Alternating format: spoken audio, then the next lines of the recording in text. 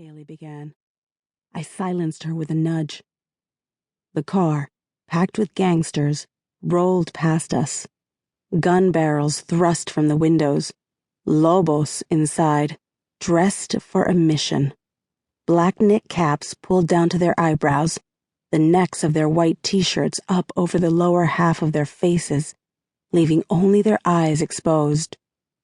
"They're gunning for Rico," Ariel whispered, her hoop earrings tangling in her curls. "He's been putoing out their graffiti." "How do you know?" I asked in a low voice. "I watched him," Ariel said. Sometimes she went tagging with Rico, and while he defaced the Lobos' placas and left a challenge with his name, Ariel sprayed the walls with bright-colored murals that no one crossed out because everyone loved her wild style. I placed the hammer back in my purse, took out the cell phone that belonged to Rico, and texted, "Lobos are after you." When the G-car swung left toward the projects, I gave the phone to Kaylee, who immediately understood and punched in her home number. "Lobos are coming," she said, her words slurred by alcohol. She handed the phone back to me, her icy fingers barely able to hold it. "Rico's got to stop before he gets us all killed." Gunfire shattered the night.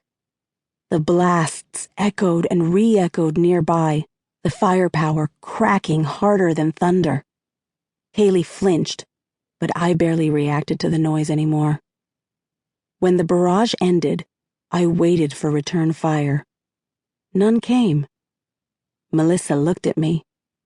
"It sounded like they were shooting up the vacant buildings. Why would they waste bullets?"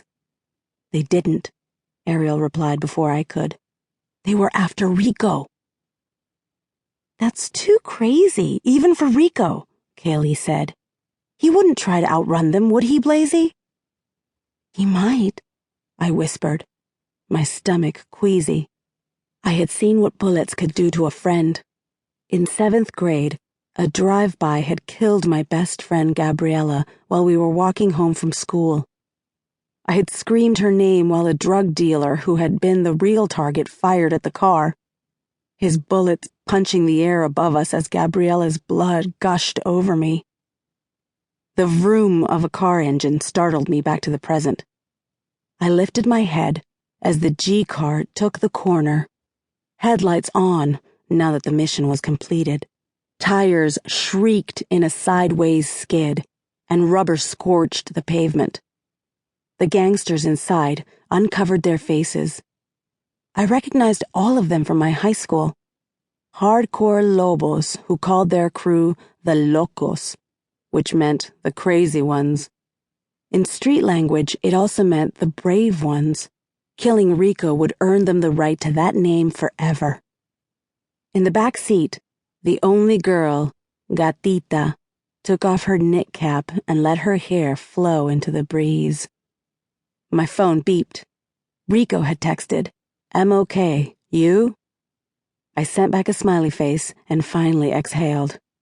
"Rico's okay," I announced as I slipped the phone deep in the pocket of my baggy jeans.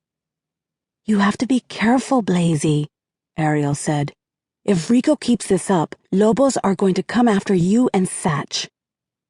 I said nothing. I already knew that being one of Rico's best friends made me a target. "Anyway, Lobos aren't the danger now," Ariel said. "We have to get out of here before those dopers come after us." She pulled herself up and, keeping low, crept away through the weeds that lined the drainage ditch, Melissa close behind her. Kaylee giggled and lolled back into the grass. "My legs aren't working." "Try again." I stood and grabbed her arm. "And don't do this to be funny." "I'm not!" she squealed as loud, thudding footsteps came from the dark.